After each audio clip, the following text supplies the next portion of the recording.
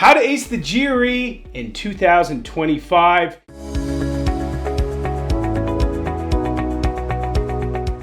Yes, in today's video, I'm going to give you some great tips on how to ace that GRE, how to get the most out of your prep.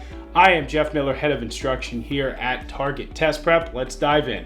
Tip number one, this is huge and one of my favorites. Use a topic by topic study approach. That's right. There is so much you have to learn for the GRE. We all know this, and you'll get lost in your prep if you're just jumping from topic to topic, problem to problem. So instead, stay focused, stay organized, right? So what's a topical approach? Take any math topic. Let's say rates. You learn everything you need to learn about rates. Average rate, converging rate, diversion, catch up and pass, catch up and wait, all of those things. Get the formulas down, then go into your practice of just rates. 30 to 50 questions. You'll see exactly where you're weak after that. You'll fill in your gaps. You'll have your notes so you can look at them later. More on that in a bit.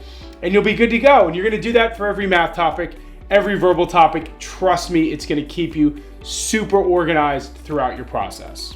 Tip number two, make sure to alternate between quant and verbal in your prep. Now, I don't mean every hour or even every day, but do a quant topic. We talked about rates before. Then move on to a particular verbal topic. Maybe there's a specific topic in critical reasoning like strengthen the conclusion, for example. The reason we do that is because if you do all of quant and then all of verbal, and let's say it takes you 2 months for quant, another 2 months for verbal, well, what happens at the end of those 2 months of verbal? You haven't seen quant in a while, there's a ton you're gonna forget. So instead, you ping pong between the two topics, and plus that's gonna keep your mind fresh, it's gonna keep you motivated and excited about your prep, because you might get sick of quant at a certain point. You jump in, you do some vocab-based work or reading comp or critical reasoning, then you go back to a new quant topic. So remember, alternate between the two. It's going to be much better for your overall prep. Number three, one of my favorites too, take notes as you're going through your prep and also convert those notes to your flashcards.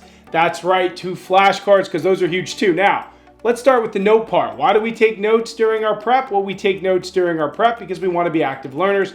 We want to ensure we're understanding what we're learning. If you can't put it in your own words, maybe you don't understand it. Maybe you are just going to breeze through it and you're not going to remember it. But what's even better is once you have those notes, those guys get converted into flashcards, and then you're going to have those flashcards forevermore during your prep. Flashcards are great for quick hit studying, when you're commuting, when you're on your lunch break, when you're at the doctor's office, anything, you pull those out, whether it's on your phone, whether you're talking about old school note cards, and you review them. That's a huge way to keep your prep going, keep your review alive, and make sure you're not forgetting past topics. But it starts with the note taking, because you're going to take those notes, eventually get them converted to flashcards, and then you got your flashcards throughout your prep.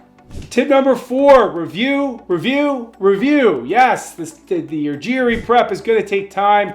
Earlier in this video, I said it could take 2 months of verbal, 2 months of quant for an example. That's 4 months. That's a lot of time. So the stuff you're looking at day 8, well, what happens when you're on day 88, let's say? If you haven't gone back and you haven't done your review, you're going to forget stuff. Now, we just talked about flashcards. Great way to do review. Yes, look at those almost every day, maybe every other day, let's say. But then you can also do mixed problem sets of past topics, right? So let's say you've done exponents and number properties, but it's been maybe 30 days since you've seen that topic. Besides your note cards, do a 20-question problem quiz on it. See if there's gaps. If there are, go back to those chapters, fill in gaps, keep moving forward, rinse and repeat with other past verbal topics and other past quant topics.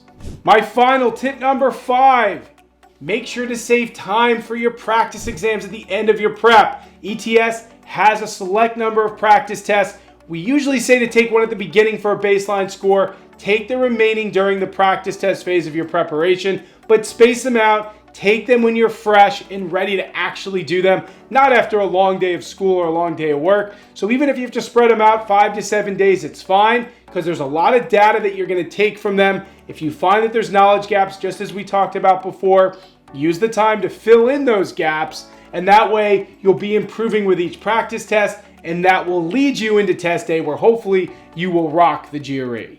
All right, that's a wrap on today's video. I had an awesome time giving you some tips on how to ace the GRE in 2025. If you liked the video, please like it, subscribe to our channel, and as I always say, please leave comments. We want to do more videos that are going to help all the GRE students out there. So until next time, thank you everybody for watching. See everybody soon.